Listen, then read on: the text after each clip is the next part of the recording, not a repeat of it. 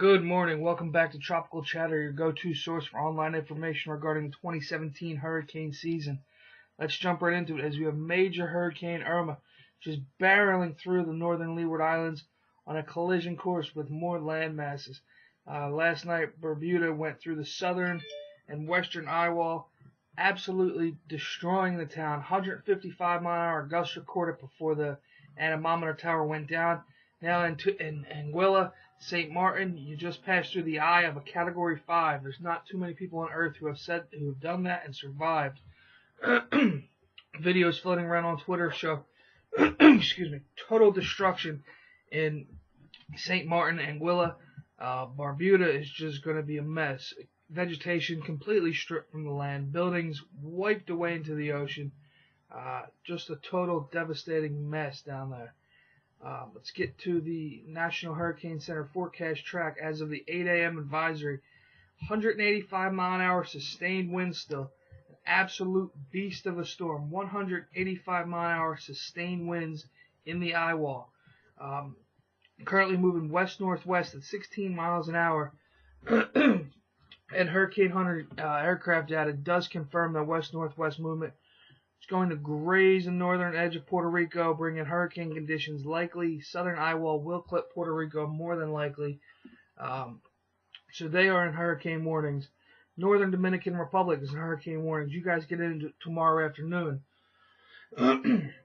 Southern Bahamas, you guys get into it late Thursday, early Friday morning. Absolutely devastating Category 5 storm to move through you guys. 15 to 20 foot storm surge.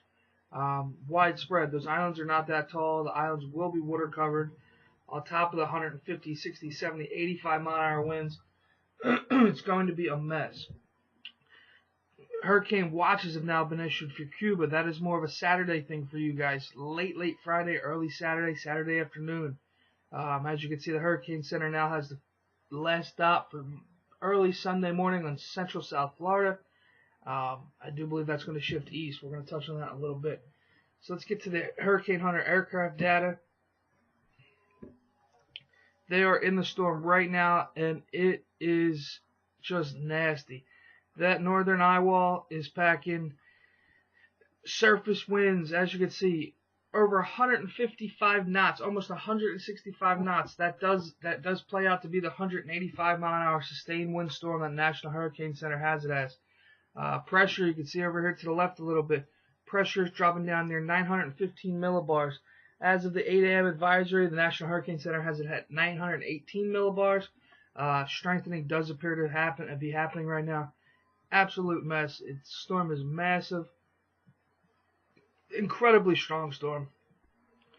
I'm going to refresh this one last time to see if the drop zone data came in, to see what the pressure they have it marked as. Has not in yet. We'll get back to that by the end of the video. It'll definitely be there. Here's the 5 a.m. discussion. Let me see if I can update this for the 8 a.m. discussion. There we go. Hurricane force winds now extend out only 50 miles, so it did contract a little bit. But tropical storm force winds extend out 175 miles. If you're 175 miles away from this storm, you're still getting tropical storm force conditions. It's a large, intense hurricane, Category 5. It's just unbelievable. Let's clear this. Get to the visible satellite. As you can see, the sun has rose on Major Hurricane Irma, and it's just engulfing St. Martin, Anguilla. Look at that, right in the eye of a Category 5. Here is Barbuda, southern eye wall last night, 155 mile-an-hour gusts before the tower went out. It might have even been higher than that afterwards. Truly incredible.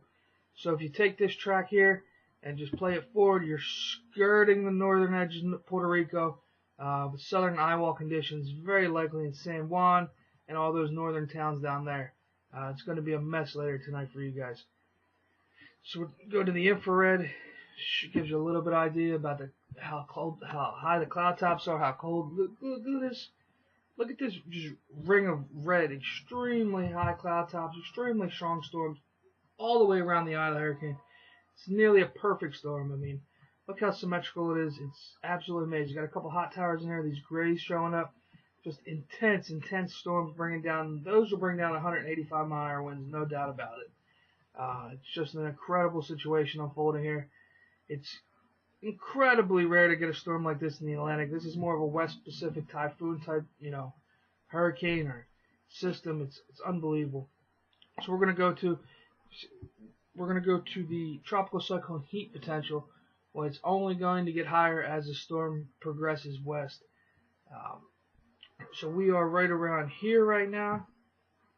As you can see, we're in this first yellow shade area, maybe second yellow shade. As we get north of DR and north of Cuba, we get into the upper tier of this graph. Just rocket fuel for hurricanes. It's going to easily sustain itself as a Category 4 or 5. I don't see any reason it drops below a 5 until it hits land. I've been saying for days it's not going to hit Cuba. All models have shifted off to Cuba. It will not make landfall in Cuba. That was our saving grace, and it's just not going to happen. So Florida, you need to prepare now. South Carolina, North Carolina, prepare now. Do not wait. Get your supplies, get your gas, water, food, secure your documents. Start, thinking about shutters, pull them out of the attic. Whatever you got to do to secure your property, start doing it now. It's always easier to just take it down and not have any damage than it is to rush to completion and not get it finished. So we're going to go to the models now. A lot have changed in the past 12 hours. If you can follow me on Twitter, stormforce_1, you've known this, but you've known I've been saying this for about 2.5 days now. But the models have now came into a much, much better agreement with me that this will be a glancing blow for Florida and a North Carolina or South Carolina storm. It still could be a direct landfall in South Florida, and I give it over a 50% chance of that happening, but it should just be to the east coast of Florida. So here's the 6Z GFS. We're going to put this in motion now and watch how it plays this out. Let it load back up. Okay, this is surface pressure and 10 meter winds. So at 6 hours, that's pretty much where we're at now, just north of Puerto Rico. And as you put it forward, it's a deepening system. Don't worry about the pressure. It says 928. We're already at 916, 918. It's going to go lower. It's not going to fill in the 928, 938. There's just no way. There's no impeding factors, no wind shear, no dry air, no land interaction. The pressures are not going to fill back in like that. If anything, they're going to continue to tank lower and lower. So we're 48 hours out now, absolutely raking the southern Bahamas. And as we get to 60 hours, it is on a west-northwest track, closer to Cuba, but it will never make it to Cuba. The inflow shouldn't be that shouldn't be that bad off the mountains and landmass of Cuba to really kill this thing off. It's just incredible. So GFS is still, this is like 4 or 5 days in a row now, taking us below 900 millibars, nearing record territory, and we're at 84 hours now. So we're just south of Florida, south of Miami, pretty much maybe southeast of Miami. Still just absolutely raking the Bahamas. This is a large system, so you're getting hurricane force winds from the northern tip of Cuba to the Bahamas, almost really to the Florida coast too. Large system, but as you can see, it takes it right, skirts the Miami, Fort Lauderdale coast, West Palm Beach area, Cocoa Beach, Cape Canaveral. You guys are in hurricane gust, no doubt about it, but the system is well offshore, about 75, 85 miles off the coast, and it just pinwheels it right back into South Carolina coast, South Carolina Georgia border, as a major sub 900 millibar Category 4 to 5 hurricane. Just a devastating run for the southeast coast, and this is what I'm leaning to believe is going to happen: a glancing blow to Florida, into the South Carolina, North Carolina coast. Eventually, I do think this will get up a little bit farther to the South Carolina, North Carolina border, but for right now, I could easily see this outcome happening: South Carolina, Georgia coast. So that's the GFS. It's been on this for a couple runs in a row now. It's been shifting back and forth a day ago from South Florida to the Carolinas, back to South Florida. Now we've had about 3 runs in a row. Glancing blows off the southeast coast of Florida into South Carolina and North Carolina. The Euro, we're going to take it to the Euro now.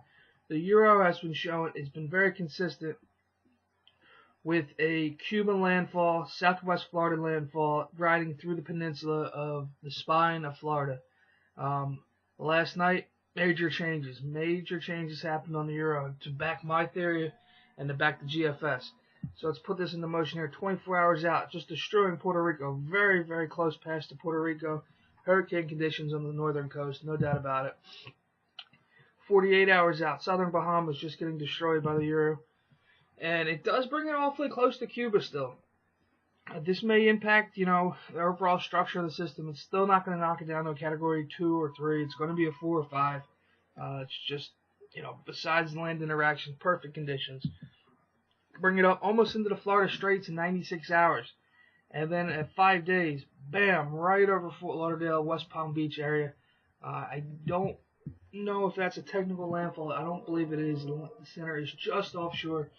So it's a tad west of GFS, but way, way, way east of the previous couple runs there. Let me see if I can just back this up to the previous run, and you can see the jump it's had. So this is 0Z from this morning, and that is the 0Z from yesterday. And the 12Z from yesterday was also like that. Cuba into the west coast of Florida, up the spine. So there's a major adjustment east for the Euro to get in line with the GFS. The Canadian also came in the line last night. It is out of whack, though. It takes it just out of control after it makes a turn north. Just throw that out. GFS Euro now in agreement that the east coast of Florida is the only part of the Florida coast in play for a landfall. The storm is plenty wide, plenty strong, where many areas are going to get tropical storm force winds. But east coast of Florida is the only spot that's in play for a landfall, in my opinion. In Florida, North Carolina, South Carolina, Georgia coast, 100% you're probably more likely for a landfall than Florida is actually right now. So we're at 5 days right here. 6 days brings it up right in my impact zone, South Carolina border, South Carolina, Georgia border. Again, I do think it'll get a little bit farther north than this, closer to the South Carolina, North Carolina border. But this is a major adjustment from on the Euro. Totally in line with the GFS now. You can see they're almost identical. If you go back, a minute in this video, you see how close it is to the GFS. It's rather remarkable. So now we have both of those models in line. Let's go to the hurricane models. HORF and the HMOD. Here is the National Hurricane Center's flagship model, the HWRF. This is the... Which run is this? This is the 0Z run from last night. I don't think the 6Z runs in yet, but it's probably going to show the exact same thing. 24 hours, we're north of Puerto Rico, a little bit farther north than the other models, only glancing below with tropical storm force winds for PR. 48 hours out, we're into the Bahamas, and now we're 90 hours out, just north of Puerto Rico, just lashing the Bahamas with, category 4 to 5 winds. And as you can see right there, it starts to make its turn. East of Florida. So this fourth run barely even brings tropical storm force conditions to anybody in Florida but the immediate coast. That's a major hurricane right there, category 4, sitting off the coast, about 125 to 150 miles off the coast. Major swells, major waves. It'll be nasty on the beach. But this is a great scenario for South Florida. Makes that turn west, or makes that turn north much earlier. Trough digs down, knocks down the high a little bit. It allows the storm to turn north much quicker, and barely be a glancing blow to southeast Florida. So the HORF only goes out to 126 hours, and so does the HMOD. But you can see how much faster the HMOD is here. So this is for early Monday morning, September 11th. So now we're going to switch over to the HMOD, and you can get an idea of what that is showing. Oh, didn't want it to be right there, but so started off at hour 0, right north of Puerto Rico, glancing blows, 50-knot winds, roughly on the northern coast, San Juan. Put this into motion here. We're at 48 hours in the southern Bahamas.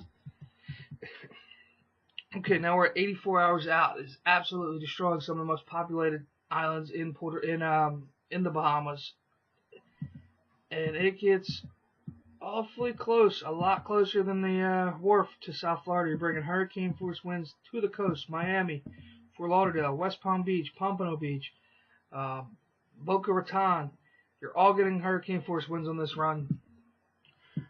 Just skirts the coast. Cape Canaveral hurricane force winds. You know, we're only talking about 75 to 90 mile an hour gust, but you're still getting into that wind. It's a major 904 millibar Category 3. Category 4 on this wharf run. For whatever reason, the pressure's low, but the max wind zone, the output here aren't that high. But as you can see, it's much faster. Right here, the wharf already had the run done. He didn't make it, north of here. But the H-Mon is faster. Same time, Monday, September 11th, it has landfall on South Carolina coast.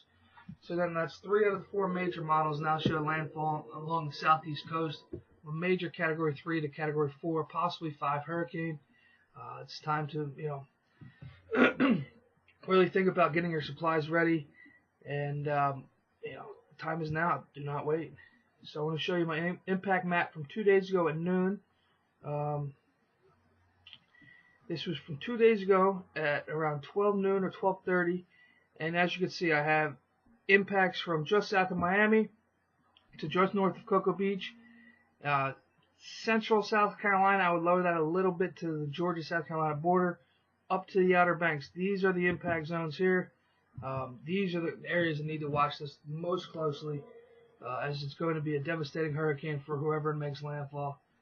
Whoever it hits, it's going to be nasty. So keep in tune with the forecast, and God bless.